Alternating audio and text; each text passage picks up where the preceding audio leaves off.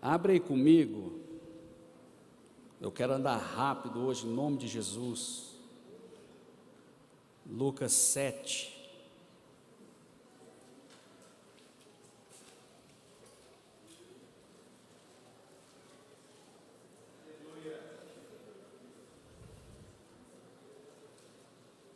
Versículo 36, por favor.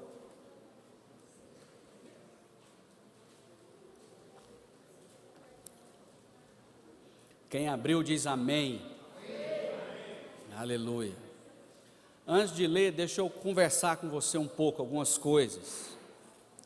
Se você notar, ultimamente o Espírito Santo tem dado a mesma palavra nessa igreja, nesse púlpito, nas últimas semanas. Não sei se você conseguiu perceber isso, mas a cada vez que o pastor Vonir tem vindo ministrar, ou o pastor Geraldo, ou quem for, que pega esse microfone e venha ministrar a palavra, nos últimos dias, nas últimas semanas, tem sido uma só, que é o quão estreita é a porta. Sim ou não? Sim. E em nome de Jesus, não vou ser eu quem vai quebrar esse ensinamento que o Espírito tem trazido para a igreja esses dias. Eu creio num povo, numa geração agora, onde o sujo vai sujar mais e o limpo vai se limpar mais.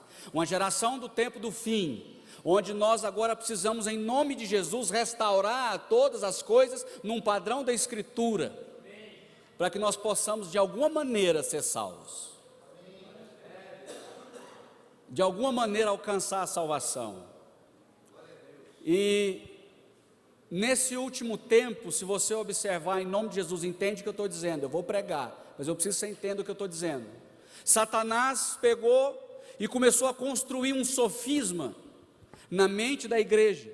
É como se ele pegasse um veneno e destilasse no meio da água, para que a igreja, quando bebe dessa água, bebe dessa doutrina contaminada, ela se torna sonolenta, ela se torna letárgica, ela se torna adormecida. Do que eu estou dizendo? Eu estou dizendo de uma facilitação com relação à salvação, o enlarguecimento da porta que é estreita. Amém ou não?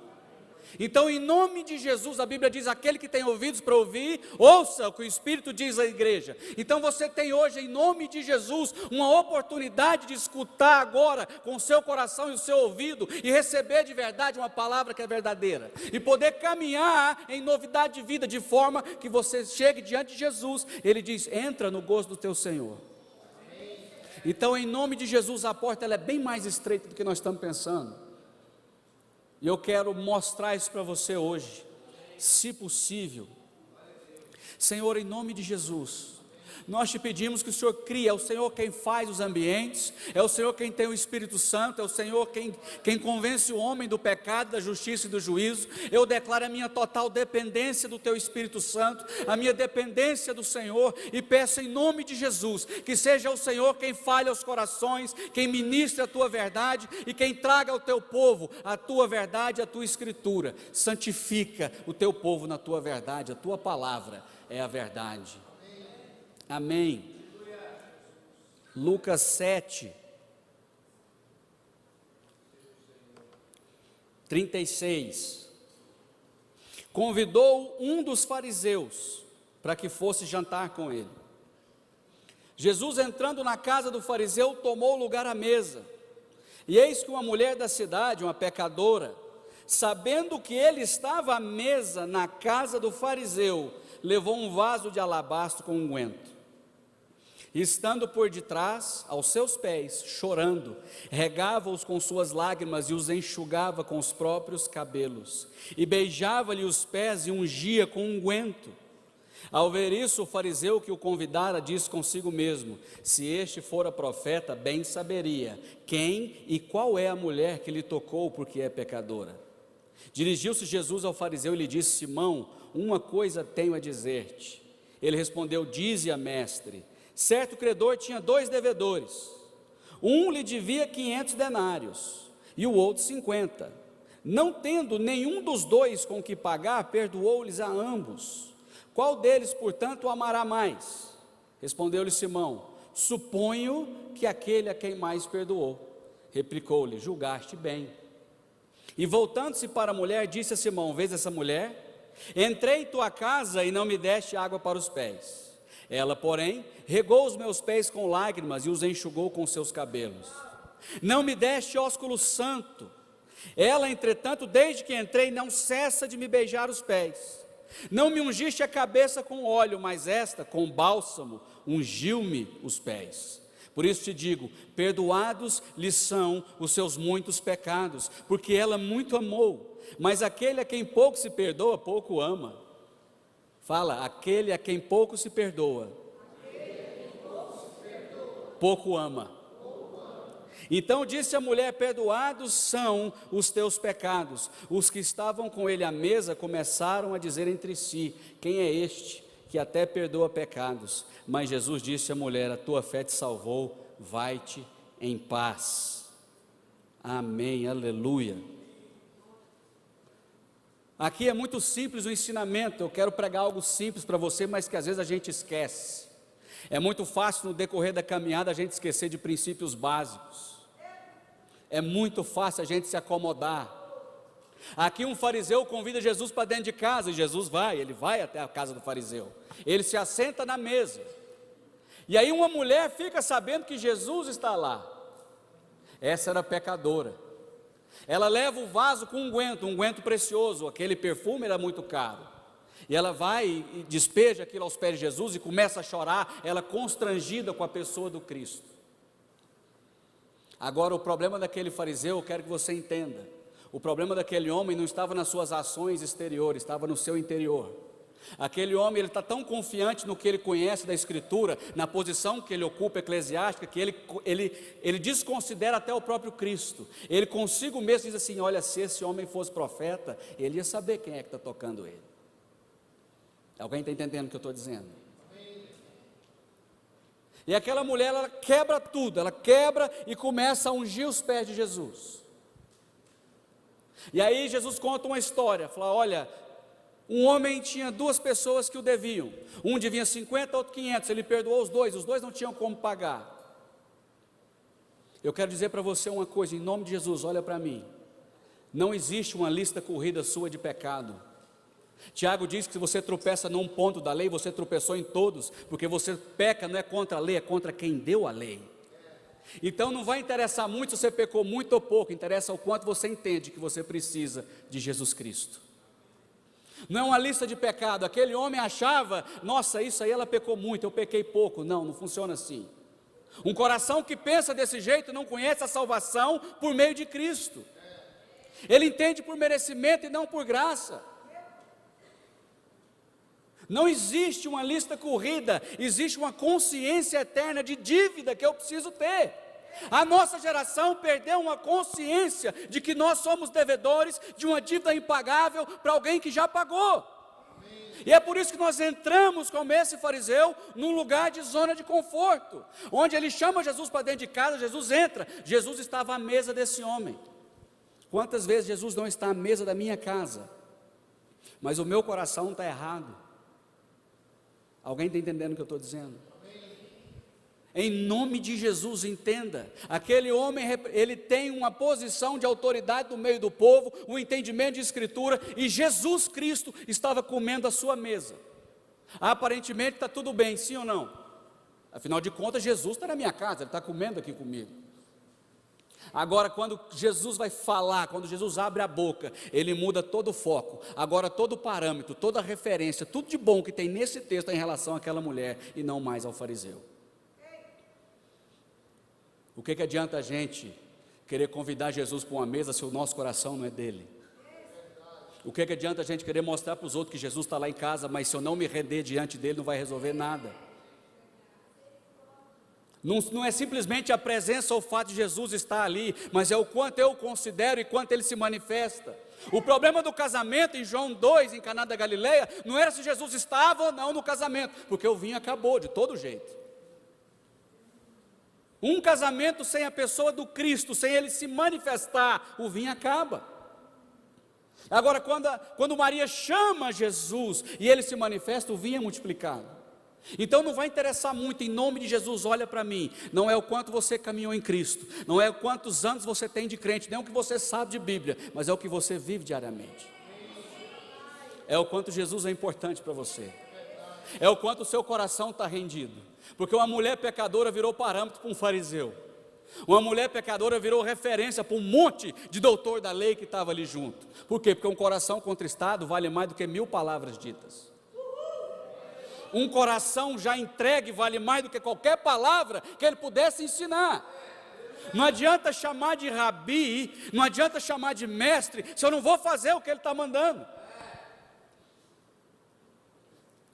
Aparentemente estava tudo bem, Jesus estava dentro da casa, ele tinha sido convidado para jantar, estava jantando. Aos nossos olhos está tudo bem, meu irmão. Mas às vezes é preciso que alguém nos mostre realmente quem Jesus é. Jesus fez um fariseu entender quem era ele por uma pecadora. Não adianta você tentar explicar com palavras, você vai explicar com o seu coração, é com a sua entrega, é com a sua oferta, é com o seu sacrifício. E ele começa dizendo assim: olha, quando eu entrei aqui, você não me deu água para lavar o pé. Ela, porém, ela não para de chorar. Ela não ofereceu água, ela chorou, ela deu água de dentro para fora. E você não me enxugou os pés, ela me enxugou com os cabelos. 1 Coríntios 11:15. O cabelo é glória e honra da mulher. Ela não está entregando só o coração, ela está entregando toda a honra que ela tem, ela está entregando toda a glória que ela tem. Ela entregou tudo o que ela tinha aos pés de Jesus. Não foi só um unguento, não foi só o óleo, ela entregou a honra. E não adianta você querer dar honra para Jesus chamando ele para uma mesa, se o seu coração não for dele. Aliás, entende o princípio, é ele que arruma a mesa para a gente sentar. Está ao contrário. Quem arruma a mesa, quem prepara é ele que arrumou. Eu só posso sentar à mesa dele porque um dia ele morreu e ressuscitou, então ele que me chama. Está errado isso aqui. Mas a gente, no alto da nossa própria glória, eu falo de mim mesmo, em nome de Jesus eu vou confessar de púlpito, tem dia que eu sou esse homem, tem dia que eu sou esse fariseu. Graças a Deus, em nome de Jesus, eu posso falar, a maioria das vezes eu sou essa mulher pecadora, mas tem dia que eu sou esse homem aqui, e eu creio que é só eu, que você não, é só eu que sou, em nome de Jesus. Tem dia que eu sou esse homem. Então eu estou pregando em nome de Jesus, é para mim, não é nem para você, é para mim. É a gente que recebe primeiro. Jesus está lá na casa dele e aparentemente está tudo bem. Só que ele não dá água para os pés. Quando ele não dá água para os pés de Cristo, sabe o que Jesus está dizendo? Olha, você não deu água para os meus pés. Você não quer andar nos meus passos. Você não quer andar nos meus caminhos. Você não quer me seguir. Por quê? Porque Jesus, quando serviu a ceia, ele lava os pés dos discípulos. Por quê? Porque agora vocês vão andar no meu caminho. Agora vocês estão limpos pela palavra que eu ministrei. Vocês vão me seguir, então eu vou lavar o pé de vocês. Agora aquele homem, quando não lava os pés de Cristo, ele está dizendo: eu não tenho parte contigo, eu não vou lavar o seu pé, eu não quero caminhar, eu quero te chamar para sentar na mesa para os outros ver. Mas é só eu que passo por isso. Eu sei, em nome de Jesus, e eu peço que vocês me perdoem, em nome de Jesus Cristo. Ele não lavou os pés de Cristo. Aí, Jesus fala: olha, não me deste ósculo santo. Ela, porém, não para de beijar os meus pés. O ósculo fala de um relacionamento de amor. Você não me ama, meu irmão, você não me deu nenhum ósculo. Essa aqui, ela está prostrada, ajoelhada, chorando, ela não para de beijar, não é nem meu rosto, é o meu pé. Ela entendeu que o lugar mais alto que ela podia estar era no pé. É ali no pé, foi ali que Ruth encontrou com Boaz, encontrou remissão. Ela tem que beijar o pé dele para receber a remissão que o Senhor tem. Ela entendeu que fariseu nenhum explica. Eu posso pregar, falar milhões de palavras, mas se o Espírito não ministrar agora no seu coração, e você não se render, você não vai entender. Nós somos ministros não de letra, mas do Espírito, ministros de uma nova aliança, porque a letra mata, mas o Espírito vivifica, e eu, em nome de Jesus, declaro que o Espírito Santo vivifica a tua igreja essa noite, no nome de Jesus Cristo. Ela não parou de beijar o pé dele. Ela está dizendo: eu estou rendida, eu entreguei minha honra, eu entreguei minha glória, eu entreguei meu dinheiro, o perfume era caro demais, eu sou pecadora mesmo, eu preciso desesperadamente de perdão.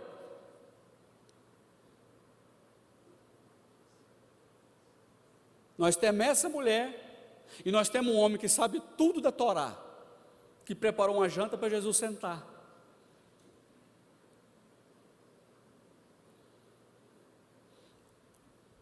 Em nome de Jesus, entende o que eu estou dizendo? O excesso de revelação, o excesso de letra, o excesso de estudo, o excesso de autoridade da igreja brasileira, de nós mesmos, nos deixou no lugar, numa posição de conforto. Então nós estamos com um monte de fariseu convidando Jesus para almoçar dentro de casa, e nós estamos precisando de mais de mulheres pecadoras. O que nós precisamos hoje, nessa nação, são de pessoas como essa mulher pecadora. Nós não precisamos de mais um fariseu para falar que sabe, para convidar Jesus ou para mostrar Jesus para os outros. Nós precisamos de mulheres pecadoras nessa nação, de pessoas que têm uma consciência de dívida e de pecado, que entende quem é o seu Senhor. Um homem, ele não entendeu quem era Jesus. Se eu entendo quem é Jesus, eu não quero um banquete, eu quero é Ele, eu quero a salvação. Eu não quero fazer uma janta, eu quero comer do pão. Ele foi lá jantar, não vai fazer janta para Jesus não, irmão, ele já tem, está aqui, está aqui, está pronto. Não vai fazer para ele não, é ele que faz para você. Depois de ressurreto, quando ele vem, ele faz peixe e dá para os discípulos, sim ou não? É ele que faz. Essa mulher, em nome de Jesus, nós precisamos de pessoas com esse espírito. Eu quero, Senhor, no nome de Jesus Cristo, ministrar o coração dessa igreja, no coração da nação brasileira, que sejam despertados homens e mulheres, como essa mulher pecadora que sabia do seu pecado, mas que acima de tudo sabia quem era o Cristo.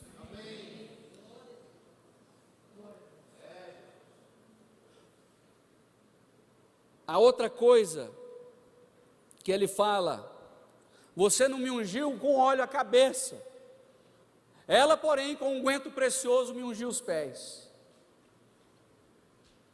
Era costume, né, do judeu ungir a cabeça de quem chegava e tal, é costume da cultura.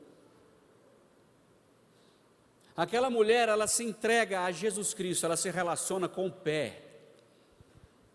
Ela não se relaciona com a cabeça. Um nível de um coração humilde, contristado e rendido, entende? Eu preciso alcançar primeiro o pé. Eu preciso alcançar só o pé dele, já está ótimo. Se eu alcançar o pé dele, eu já tenho remissão, e talvez algum dia eu consiga chegar até a cabeça. Alguém está entendendo o que eu estou dizendo? Nós estamos numa geração agora, que o pastor Vanei gosta de falar isso, e é verdade, uma geração de meninos, que não sabem nem o que é o pé, e quer estar acima da cabeça, que é Cristo. A nossa nação brasileira se relaciona como se ela fosse acima do próprio Jesus. Ele é acima da própria cabeça. Quando o ensinamento aponta que eu sou pecador, eu preciso entender isso e me relacionar com o pé.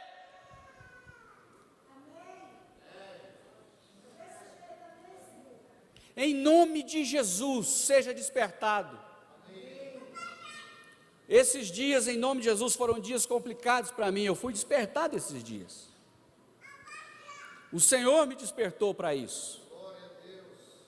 E eu quero passar essa mensagem para você.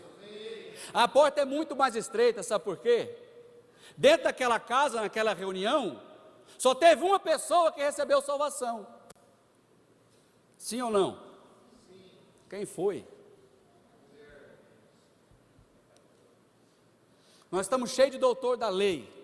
Nós estamos cheios de fariseu, um monte de gente jantando. Agora, quem foi salvo foi o único que não foi convidado.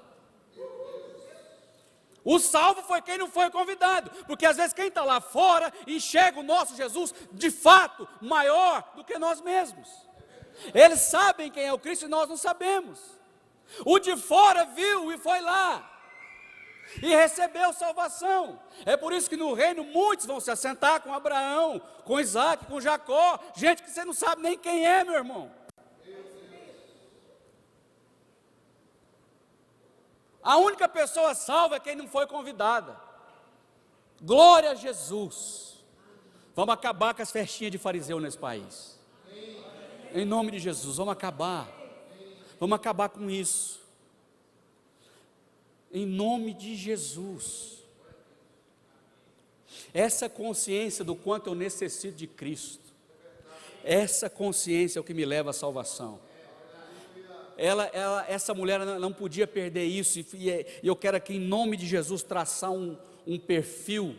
Eu não sei se é possível isso, eu não sou mestre assim, mas eu quero traçar um perfil para você acerca do coração do apóstolo Paulo, quando ele fala de salvação. Porque a mentira que foi semeada no nosso meio, a facilitação da salvação, ela diz assim: você faz uma oração, e você de alguma maneira aceita a Jesus, se isso é possível, você aceita Jesus. Isso é loucura, mas é ensinado isso. Então você aceita Jesus. A partir do momento que você aceita Jesus, você está salvo. E aí você tem um ministério, um chamado, não é isso? É assim ou não? Pois é, mas a Escritura é diferente. A Escritura é diferente. Não é por uma simples oração feita, e não é por simples você dizer alguma coisa. Tiago fala assim: olha, me mostra a sua fé pelas suas obras. Eu vou mostrar a minha fé pelas minhas obras. Uma fé sem obras é morta, assim como o corpo, seu espírito é morto. A salvação, ela não vem das obras, ela vem da fé, sim ou não? Mas uma fé que não gera obra nenhuma, ela não é capaz de gerar a maior obra de todas, que é a sua salvação. Alguém entendeu o que eu estou dizendo? Então olha para mim, se você não tem discípulo, se você não tem um grupo familiar, se você não prega para ninguém, meu irmão, você não está salvo. É simples assim. A porta é bem mais estreita. Não adianta eu confessar a Cristo sem ser um missionário. Acho que foi Charles Spurgeon que falou, amém? Foi falado no culto aqui. Todo cristão que não é um missionário, ele é um impostor. Se ele é um impostor, ele não é cristão, então ele não tem salvação, está fora, está errado.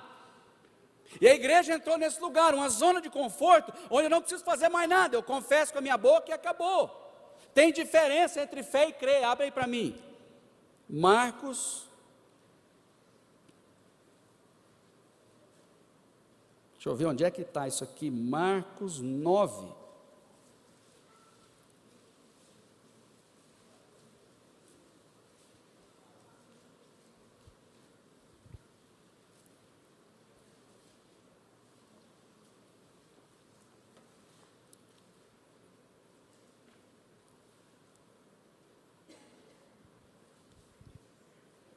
Marcos 9, 17. E um dentre a multidão respondeu, quem abriu diz amém. E um dentre a multidão respondeu: mestre, trouxe-te o meu filho, possesso de um espírito mudo, e este onde quer que o apanha, lança-o por terra, e ele espuma, rilha os dentes e vai definhando. Roguei a teus discípulos que o expelissem, e eles não puderam. Então Jesus lhe disse: ó geração incrédula, até quando estarei convosco? Até quando vos sofrerei? Trazei o menino. E trouxeram-lhe. Quando ele viu a Jesus, o espírito imediatamente o agitou com violência, e caindo ele por terra, revolvia-se espumando. Perguntou Jesus ao pai do menino: há quanto tempo isso lhe sucede? Desde a infância, respondeu, e muitas vezes o tem lançado no fogo e na água para o matar. Mas se tu podes alguma coisa, tem compaixão de nós e ajuda-nos. Ao que lhe respondeu Jesus: se podes, tudo é possível ao que crê. E imediatamente o pai do menino exclamou com lágrimas, olha o que ele falou: eu creio, ajuda-me na minha falta de fé. Amém. Eu quero mostrar para você duas coisas, essa diferença. Primeiro, esse homem está dizendo: olha, eu creio. O crer aqui aponta para um convencimento. Eu sei que é possível, eu tenho certeza disso. Agora me ajuda na minha falta de fé. É possível você crer e não ter fé, meu irmão. Crês tu que há um só Deus? Fazes bem. Os demônios também, eu creio, e tremem. Então parabéns, em nome de Jesus, aleluia. Se você crê, você está igual o capeta já, porque ele também crê. A diferença nossa é a nossa fé. Eu creio, me ajuda na minha falta de fé. Senhor, eu sei que é possível, eu sei que pode, eu estou convencido, mas me ajuda na minha falta de fé. A fé é aquilo que te leva a um lugar em atitude, para que o milagre se opere. A fé é o combustível que move você, para que as coisas impossíveis sejam possíveis. A fé é aquilo que você tem, que Deus te deu, um dom, que desce do céu, todo dom perfeito, toda boa dádiva, que vai te levar para um lugar aonde você creu que era possível. A fé é o combustível para que você manifeste as suas obras, para que você gere frutos. Aquele homem cria, ele sabia quem era Jesus. Meu irmão, só saber quem é Jesus não resolve. Saber quem era o fariseu sabia, saber quem era esse homem sabia. Mas para entrar num lugar de fé, a fé é diferente. Na fé tem um comprometimento. A fé é outra coisa. A fé, meu irmão, não é um sentimento, é um estilo de vida. A fé é uma certeza, uma plena convicção daquilo que não se vê. Tanto que Jesus vai explicar aqui mais na frente, eu não vou ler o texto para a gente ganhar tempo. Ele vai explicar, olha, vocês não puderam expelir, por quê? Porque precisa de jejum e oração nessa casta. Eu preciso viver um nível de vida que é compatível com a fé que eu carrego. Os discípulos, eles tinham uma fé, mas eles não viviam a vida vivida. Eles não estavam ainda no nível ali que era necessário. Então, em nome de Jesus, olha para mim, se Jesus falou que eu vou impor a mão sobre os mortos, e eles vão levantar, entenda, a palavra é verdadeira, o que ele disse é certo, e ele está certo. Agora, se não levantou ainda, o problema está em mim. Quem já pegou um morto aí para ressuscitar? Amém? Deu ruim, às vezes que eu fiz, mas vai dar bom. O problema não é ele, o problema sou eu. Vai dar certo. Seja reanimado no nome de Jesus na sua fé. Reanimado no nome de Jesus. O Senhor tem trago uma palavra a essa igreja. O Espírito traz uma palavra a essa igreja, mostrando o tamanho da porta para te salvar. Eu temo. Eu nem sei se eu devia falar, eu vou falar. Eu temo pelas eleições esse ano. Eu temo. Porque o ouro precisa ser provado no fogo. Eu não sei o que vem, mas eu sei que é de Deus. Nós precisamos, em nome de Jesus, acordar agora, porque pode ser tarde demais mais para frente. Não vai adiantar reclamar da semente, reclamar da colheita, o problema foi a semente. Paulo fala assim, olha, de Deus não se zomba. Tudo que o homem plantar, isso também ceifará. O que ele está dizendo? Não adianta você querer zombar de Deus, achar que você vai ficar semeando corrupção e vai colher bênção no Espírito, não vai. A nossa nação hoje,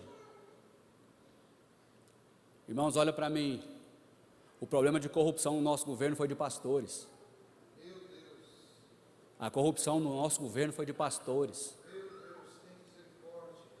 Nós precisamos olhar para nós mesmos, nós precisamos, esquece um pouco a política, nós não estamos formando nem pastor mais que presta. Nós temos que orar sim pelo governo, pelos políticos, sabe? Mas nós precisamos olhar para o nosso umbigo aqui agora e começar uma limpeza. Começar a formar de verdade, a pegar a escritura, comer isso aqui, nos alimentar disso aqui e passar a verdade para os outros. Que moral nós vamos ter em nome de Jesus? Que moral nós vamos ter? Que moral nós temos hoje? Se a corrupção no nosso governo são de pastores. Isso é vergonhoso para nós. O Senhor tenha misericórdia da nossa nação, da nossa igreja, dos nossos pastores, eu creio nisso. Nós não precisamos mais de pastor no governo, nós precisamos de mulheres pecadoras prostradas aos pés de Jesus. Nós não precisamos mais de pastor em governo nenhum. Nós precisamos de mulher pecadora com a consciência entregue, com o coração rendido, chorando aos pés de Jesus. Nós vamos ganhar mais. Nós vamos ganhar mais. Esse homem, ele pede ajuda, me ajuda na minha falta de fé, eu não consigo me mover mais. Eu sei que é possível, eu sei quem é o Senhor, mas daqui para frente eu preciso de ajuda. Então, em nome de Jesus, levanta a sua mão. Você hoje que está adormecido, você que crê, mas não tem fé, meu irmão. seja reanimado no nome de Jesus, para poder viver. O justo vive pela fé. A vida é pela fé. Não é pelo crer, ou pelo saber, ou pela certeza de nada. É pela fé. O justo precisa viver. A nossa vida está em Cristo, escondida com Ele. Mas nós vamos viver pela fé. É andando num lugar sobrenatural. É andando num lugar do Espírito. É andando num lugar onde as coisas impossíveis são possíveis. Esse é o convite. Esse é o chamado para a igreja. Chamado para a sua vida hoje, em nome de Jesus. Deixa eu voltar para o perfil do apóstolo Paulo. Se possível, abra comigo em 1 Timóteo.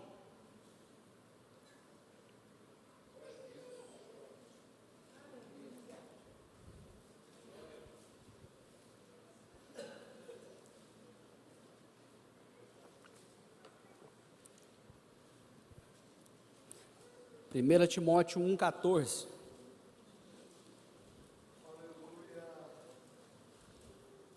Cadê o Renato? Renato, me avisa do tempo aí, que eu sempre passo, eu esqueço. O Vonei falou que só pode pregar até terça à tarde. Não sei se o pessoal vai, se alguém tem que trabalhar alguma coisa aí. Antes de tudo, eu lembrei de uma coisa, em nome de Jesus, olha para mim. Volta para aquela casa do fariseu, Jesus estava ali. O problema no casamento em João 2 era que Jesus estava ali também, mas não tinha lugar, liberdade para se manifestar. Então não interessa se você está chamando ele para jantar na sua casa, se o seu coração não é dele. Não interessa como é que está seu casamento, se ele estiver lá vai ter problema, o vinho vai acabar se você não deixar ele se manifestar. E certa vez Jesus estava no barco com os seus discípulos e veio uma tempestade e o barco quase afundou. Então, em nome de Jesus, não interessa se Jesus está ou não, interessa se você deixa ele se manifestar, se você entrega o controle para ele. Ele dormiu na tempestade, o barco quase virou, até que alguém acordou ele. Acorda Jesus, meu irmão, acorda, chama, clama, pede que ele venha. O barco ia virar, ele estava dormindo. Não adianta só saber que ele está lá, você precisa dele, você precisa chamar ele, você precisa acordar, se relacionar, se entregar, falar, pelo amor de Deus, me ajuda. Ou a gente entra num lugar de dependência de Deus, ou nós vamos viver na nossa força, e aí vai acabar o vinho do casamento, aí o barco vai virar, e aí nós vamos fazer janta para Jesus e não vamos para o céu. Alguém entendeu o que eu estou dizendo? Ou nós entramos num lugar de dependência dele. Presta atenção, aquela mulher estava em dependência de Jesus, o fariseu não estava. Quando Jesus se manifesta no casamento, aí sim, eles entram em dependência de Jesus, porque não tinha vinho, precisava dele. E quando os discípulos entram na dependência de Cristo no barco, a tempestade acalma. Ou a igreja volta para o lugar de dependência dele, ou nós vamos fazer no nosso braço, nós vamos ficar de fora até do céu. Aleluia. Glória a Deus.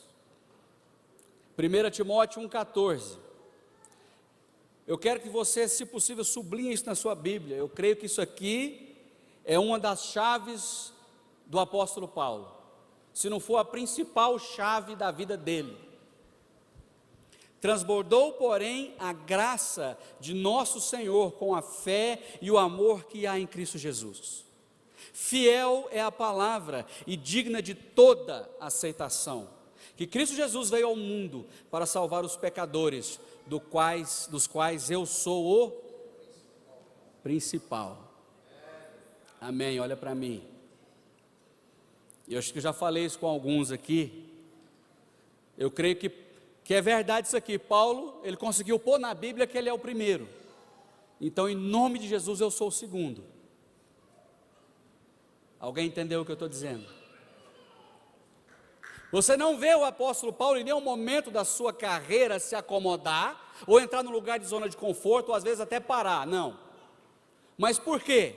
Porque ele tem uma consciência de dívida eterna. É impagável, só eu sei. Só eu sei quem eu sou, o que eu fiz. Só eu sei que não dava para pagar. Se não fosse Jesus, eu era o quê, meu irmão? Se não for Jesus, eu não sou nada, acabou. Então ele entende, eu sou o principal desse negócio aqui. Então eu faço agora, não é nem para pagar dívida, porque não tem jeito, eu faço é por amor e honra, eu faço é por gratidão, é uma consciência de devedor, mas uma consciência de gratidão e de honra, uma consciência de pecado. Nós perdemos a nossa consciência de pecado, a igreja perdeu isso, nós perdemos. Paulo está dizendo, eu sou o principal. E não era qualquer um, esse homem escreveu 12, 13 epístolas, escreveu quase que o Novo Testamento inteiro. E ele se considera o principal dos pecadores. Talvez seja essa a chave da nossa consciência, que a gente precisa mudar aqui hoje, agora.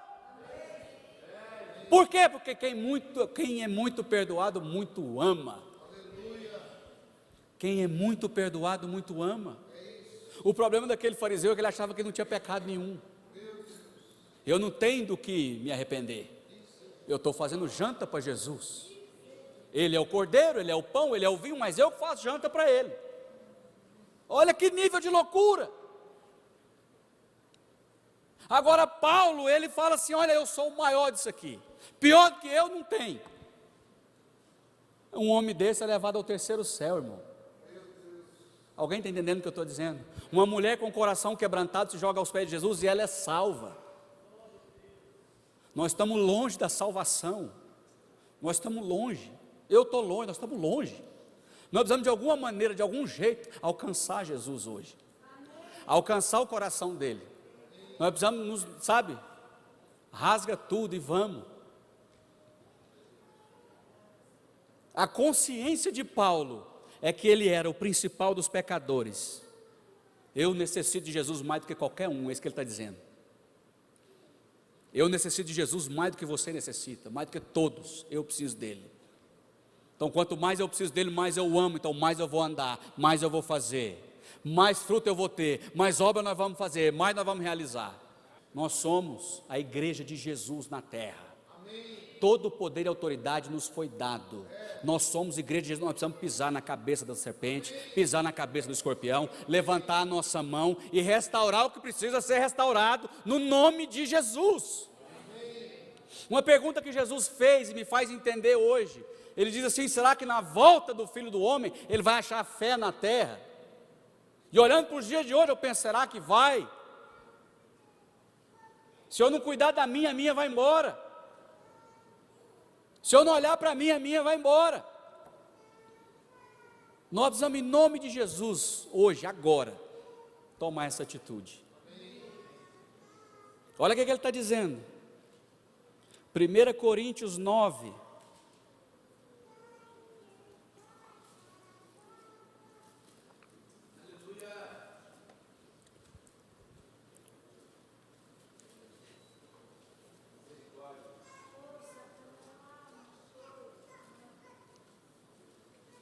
A salvação não é brincadeira. A salvação não é brincadeira. A gente tem tratado de salvação como brincadeira.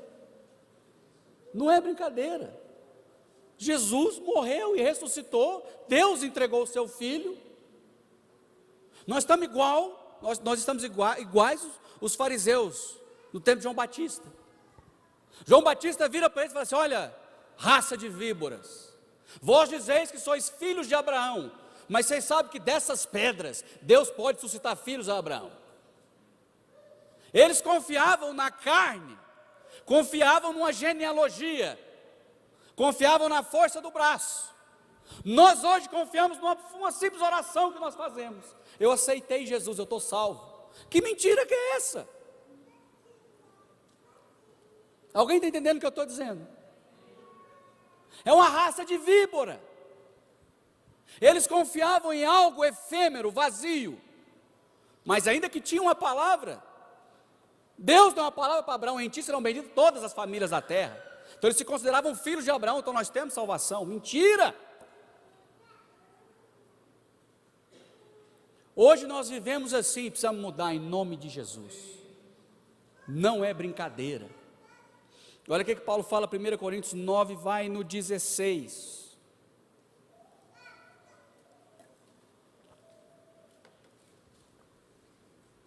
Se anuncio o evangelho, não tenho de que me gloriar, pois sobre mim pesa essa obrigação.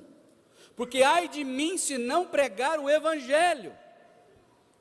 Se o faço de livre vontade, tenho galardão, mas se constrangido, é então a responsabilidade de dispenseiro que me está confiada. Nesse caso, qual é o meu galardão? É que evangelizando proponha de graça o evangelho, para não me valer do direito que ele me dá, porque sendo livre de todos, fiz-me escravo de todos, a fim de ganhar o maior número possível.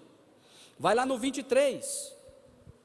Tudo faço por causa do evangelho, com o fim de me tornar cooperador com ele.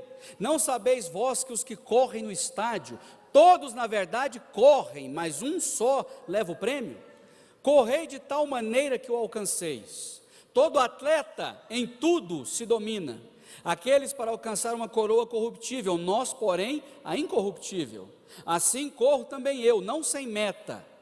Assim luto, não como desferindo golpes no ar, mas esmurro o meu corpo e o reduzo à escravidão, para que, tendo pregado a outros, a muitos, não venha eu mesmo a ser desqualificado. O apóstolo Paulo está dizendo, olha, nem eu sei, há um perigo, o negócio não é fácil, a porta é estreita. Eu mesmo, tendo pregado a muitos, tendo feito o que eu fiz, eu tenho temor de ser desqualificado. Eu posso ficar de fora. Não é qualquer pessoa que está falando, não sou eu, é Paulo. Essa consciência precisa ser reinserida na igreja. Isso aqui é escritura, precisa ser reinserida na igreja hoje, no nome de Jesus, na nação brasileira. Nós precisamos resgatar a consciência do apóstolo Paulo, a consciência da escritura. Eu estou lutando, desferindo golpe no ar, não como desferindo golpe no ar, não é de qualquer jeito, não é em vão. Ele está desenvolvendo um ministério, mas sem certeza da salvação dele, sabe por quê? A salvação não é agora, quando você faz uma oraçãozinha, a salvação é no final. A salvação é o fim. Você não sabe que está todo mundo correndo, querendo um prêmio, querendo uma coroa. O prêmio e a coroa é a salvação, é o final. Seja restabelecido no nome de Jesus, na igreja brasileira, nessa nação, que a salvação é o final das coisas. Nós precisamos andar não como se já tivesse conquistado, mas prosseguindo para o alvo, para o prêmio da soberana vocação, de conquistar para aquilo com o qual eu fui conquistado. A salvação é o final. Esse negócio de eu estou salvo, eu não preciso fazer nada, isso é mentira. Seja despertada a igreja brasileira hoje, no nome de Jesus, para a realidade da escritura que o apóstolo Paulo está dizendo. Eu de alguma maneira eu preciso entrar. Vai acontecer que eu tendo pregado a muitos, talvez eu seja desqualificado. Paulo tem o temor de não ser salvo, mas nós não fazemos nada, nós estamos garantidos. Não é assim? Eu quero que você entenda, eu estou pregando para mim. Nós, eu, para mim. Em nome de Jesus, essa consciência precisa ser destravada hoje. Colocada no seu espírito, no seu coração. Nós temos muita gente boa nesse país, muito crente, muito cristão. Nós temos uma igreja que vai ser reanimada em nome de Jesus. Em nome de Jesus. Nem que seja pela provação e perseguição, mas vai ser. Nem que seja assim, meu irmão. Até o diabo é o diabo de Deus, é Deus que manda nesse negócio. Ele não perdeu o controle de nada, tudo é dele, tudo é para ele, por meio dele, para ele, tudo. Então se ele quiser pôr, ele vai colocar. É ele quem estabelece e quem remove reis. É ele quem desperta a sua igreja.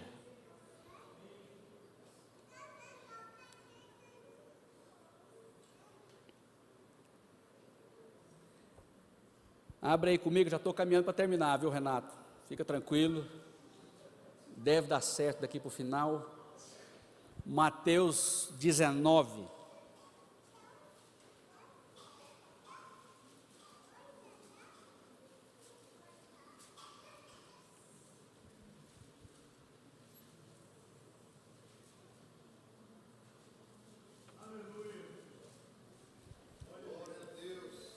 Não, abre em Lucas 18, esse de Mateus não, Lucas 18.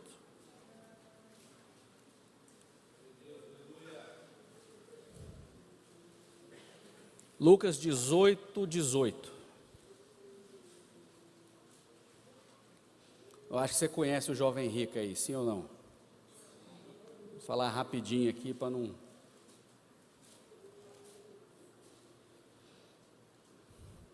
Senão o Alexandre vem e me tira aqui, como aconteceu já outras vezes. Ele vem como quem não quer nada, pega o violão, toca lá atrás, vai olhando assim. Sai. Lucas 18, 18. Quem abriu diz amém. Amém. Certo homem de posição perguntou-lhe: bom mestre, que farei para dar a vida eterna? Respondeu-lhe Jesus: por que me chamas bom? Ninguém é bom senão um que é Deus. Sabes os mandamentos: não adulterarás, não matarás, não furtarás, não dirás falso testemunho, honra teu pai e tua mãe. Replicou ele: tudo isso tenho observado desde a minha juventude. Ouvindo, Jesus disse-lhe: uma coisa ainda te falta. Vende tudo o que tens, dá aos pobres e terá um tesouro nos céus. Depois vem e segue-me. Mas ouvindo ele essas palavras, ficou muito triste, porque era riquíssimo. Amém. Deixa eu andar rápido nisso aqui, eu preciso que você entenda isso. Lucas está dizendo que esse jovem, o jovem rico, era um menino de posição. Então ele ocupava um cargo no meio da sociedade, no meio dos seus irmãos, pela posição daquilo que ele tinha, pelas suas posses. Eu não sei se é Mateus ou Marcos, mas em um dos textos diz que ele chega diante de Jesus e se ajoelha. E aí a primeira coisa que ele fala é: bom mestre, que farei para herdar a vida eterna? E Jesus já chega e está no meio, fala: bom não tem, bom é só um, que é o Pai. Por que você me chama de bom? O Salmo 34, 8 diz assim: provai e vede que o Senhor é bom. Provai e vede que o Senhor é bom. Bem-aventurados que nele se refugiam. Sim ou não? Agora, quando Jesus fala para aquele menino: olha, bom é só o Pai, está dizendo: você não pode me chamar de bom, porque você depende da sua riqueza, você depende das suas posses, então não vem me chamar de bom não. Alguém está entendendo o que eu estou dizendo? É por isso que Jesus dá essa resposta para ele: bom é só o Pai. Você que não depende de mim, você não provou, você não viu, então você não vem me chamar de bom. Agora eu quero que você entenda outra coisa. Ele está dizendo: olha, tudo isso eu fiz. Ele era um homem, um jovem, que cumpria toda a lei, de acordo com ele. Ele cumpria tudo. Sabe qual que é o nosso maior problema que pode acontecer com a gente? Olha para mim, sabe qual que é o maior problema que pode acontecer com a gente? É a gente achar que cumpriu tudo. O maior problema que pode ter na sua vida, meu irmão, é você achar que você cumpriu. Porque quando ele fala para Jesus: isso tudo eu cumpri, ele está dizendo: essa lei todinha que Moisés deu, eu cumpri. Esse negócio aí que ninguém consegue cumprir, ninguém nunca cumpriu, eu cumpri. É o que ele está dizendo. Deus tinha enviado Jesus para cumprir o negócio, mas não precisa, era só mandar o jovem rico. Olha o nível de loucura desse menino. Isso tudo aí eu já fiz, eu cumpri isso. Mas sabe por quê? Porque a consciência dele de pecado, ele não tinha. Ele não devia nada para ninguém. Então, do alto da sua glória, ele fala para Jesus: isso aí eu cumpri tudo, isso aí eu já fiz. Ele quer chamar Jesus de bom ainda, ele não depende de Jesus. Quantas vezes nós não estamos desse jeito, meu irmão? Confia no que está fazendo, confia no que está fazendo, confia no que sabe, mas não vive nada daquilo que sabe que tem que viver. Sim ou não? Só eu, aleluia, só eu. Jesus vira para ele e fala assim: olha, se você quer ser perfeito, vai e vende tudo que você tem e dá aos pobres e me segue. Aquele menino levanta e vai embora. Por quê? Porque ele é rico, ele ajoelha diante de Jesus. Ele está firmado não é na pessoa do Cristo, mas é na sua riqueza. Aquela mulher que ajoelha não está firmada em riqueza nenhuma, ela está firmada num perdão de pecado. Então ela ajoelha e fica ajoelhada. Agora, aquele menino, ele é tão mentiroso. Qual que é o primeiro mandamento? Amarás o Senhor teu Deus de todo o teu coração, sobre todas as coisas, todo o teu entendimento e de toda a tua alma. Mas assim que Jesus manda ele vender tudo e seguir, ele não quer, ele é mentiroso, ele não cumpriu nem o primeiro mandamento, e achava que tinha cumprido tudo. E nós vivemos do mesmo jeito às vezes, nós estamos achando que estamos cumprindo, e na verdade não estamos fazendo nada. Alguém está entendendo o que eu estou dizendo? Jesus olha para ele, um dos textos fala assim, o amou, Jesus fitando o amou, e disse, vai, vende tudo que você tem. Às vezes, Jesus precisa olhar no seu olho, você precisa olhar nos olhos de Jesus para ouvir uma verdade. Só Ele pode olhar no seu olho e te falar em verdade, vai, vende tudo que você tem, meu filho, e dá aos pobres. Só quem ama te fala a verdade na sua cara, assim, ó, você não está cumprindo nada do que você acha que cumpre, você não vive nada do que você acha que você vive, você não tem nada, meu irmão. Em amor, Jesus disse isso, fitando os olhos, o amou e disse, vai e vende tudo que você tem.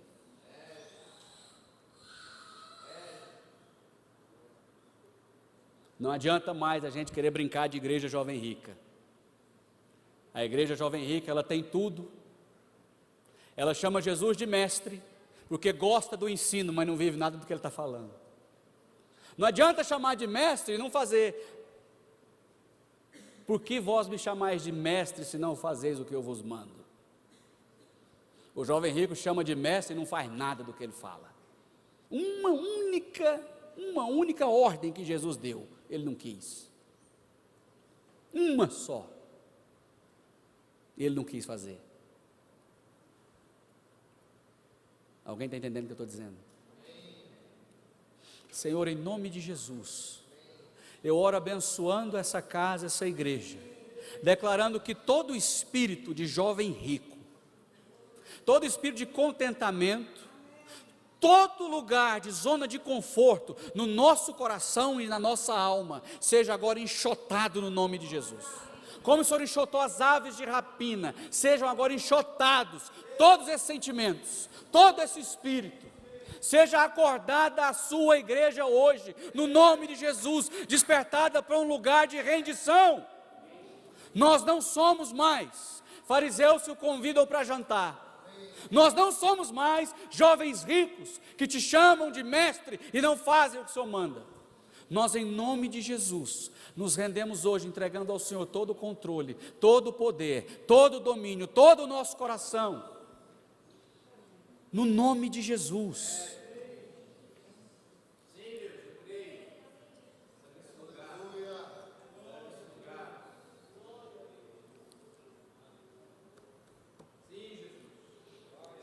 O Renato não falou nada, vamos ler só mais um. Mateus 25.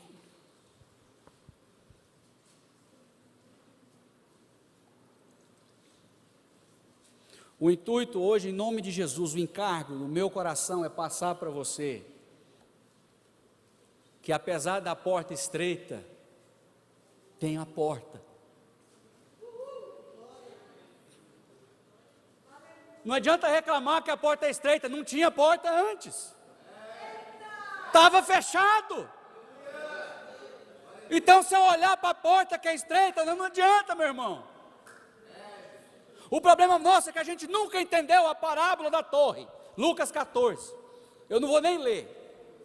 A gente nunca entendeu, porque antes ele está falando assim, olha, quem não negar a si mesmo, tomar a sua cruz não é meu discípulo, você tem que tomar a cruz e me seguir. Ele está falando, se você não aborrecer pai e mãe, você não é digno de mim. Aquele que vem não pode lançar a mão no arado, não olha para trás. Alguém está entendendo o que eu estou dizendo? Isso aconteceu, Lucas 14, aí ele começa a falar da parábola da torre. Não se assenta alguém antes para calcular, antes de fazer a torre, não vai calcular para ver se tem o que é necessário para construir a torre? Sim ou não? Mas ele está falando de sacrifício. Se eu entendo quem é Jesus, não tem sacrifício difícil, não tem torre que fica cara. O problema é a minha ótica. Se eu olhar para o tamanho do sacrifício, eu esqueci o tamanho do meu amor, eu esqueci o tamanho do meu Cristo, então não tem mais dificuldade. O problema da torre é que a gente olha para o sacrifício porque a gente ama pouco. É por isso que Paulo fala, Atos 20, 24, em nada eu tenho a minha vida por preciosa, contanto que cumpra com alegria o ministério, a minha carreira e o meu chamado. Ele está dizendo, não tem mais sacrifício difícil, não tem torre difícil demais de ser construída. A nossa ótica está errada, porque a gente olha para si, a gente não olha para Ele. Quando eu olho para mim mesmo, tudo fica difícil, meu irmão, porque eu gosto demais de mim. Sim ou não? Se eu olhar pela minha ótica, está errada. Paulo só vive do jeito que vive, porque ele fala a vida, que agora vivo na carne, não vivo mais eu, mas Cristo vive em mim. Agora a vida que eu vivo é pela fé, é pelos olhos dele, eu tenho a mente dele, o meu coração mudou, eu sou nova criatura, tudo mudou. A torre não é pesada e difícil demais de ser construída. Quero que você leia esse texto, Lucas 14, lê depois. Ele começa falando do sacrifício, tomar a cruz, me seguir. Ele fala de aborrecer pai e mãe, ele está falando de sacrifício que se faz na caminhada. Ele está falando para multidões, ele quer dar uma peneirada na multidão, quer saber quem quer e quem não quer. Toda vez que tem uma multidão, Jesus dá uma peneirada, meu irmão. Toda vez que tem muita gente reunida, João 6, ele dá uma peneirada. Eu sou o pão que desce do céu, quem não come da minha carne, não bebe do meu sangue, não tem parte comigo. O povo começa a ir embora. A gente precisa começar a olhar em nome de Jesus, com os olhos dele e olhar para ele. Eu preciso olhar para ele. Se eu olho para ele, a medida do sacrifício, meu irmão, é ínfimo. Se eu olhar para o tanto que a porta é estreita, eu vou esquecer que não tinha porta, estava fechada, eu ia para o inferno. Eu ia para o inferno. Será que a gente esqueceu disso? Eu ia para o inferno. Glória a Deus por Jesus Cristo, pela porta. Nós não vamos enlarguecer a porta, mas nós vamos mostrar a porta para os outros. Nós vamos mostrar a porta para essa cidade, nós vamos mostrar a porta para esse estado, nós vamos mostrar a porta para essa nação, em nome de Jesus. Nós vamos mostrar o Cristo.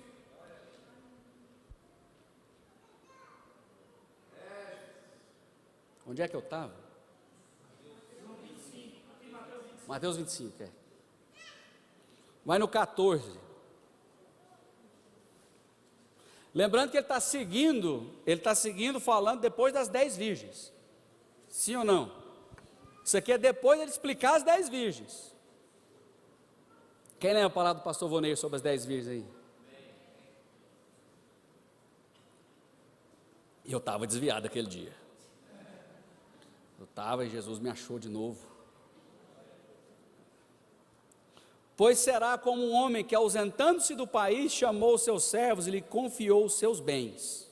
A um deu 5 talentos, a outro deu 2, a outro deu 1, a cada um segundo a sua própria capacidade, então partiu.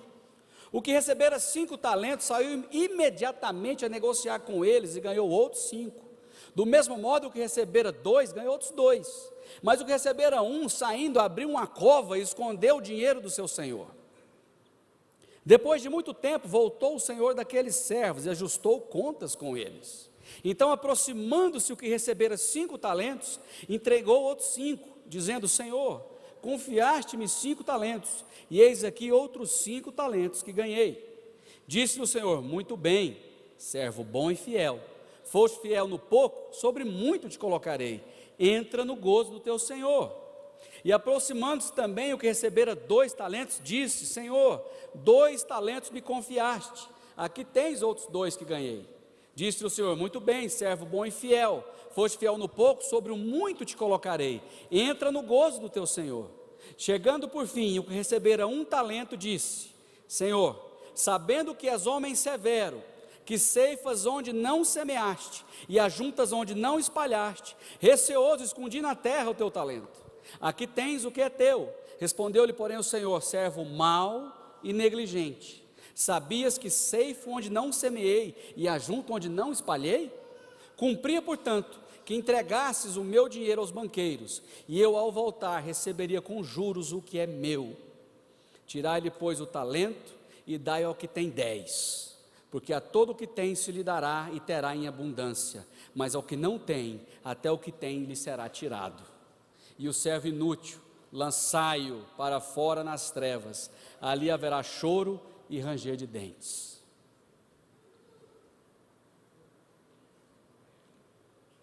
Amém.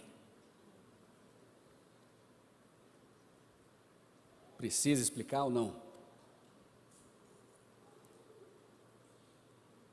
A comissão de Jesus, Mateus 28, é para todo mundo: fazer discípulos, ganhar pessoas. Um homem que tinha um talento só, se ele guarda, ele perde até o que ele tem.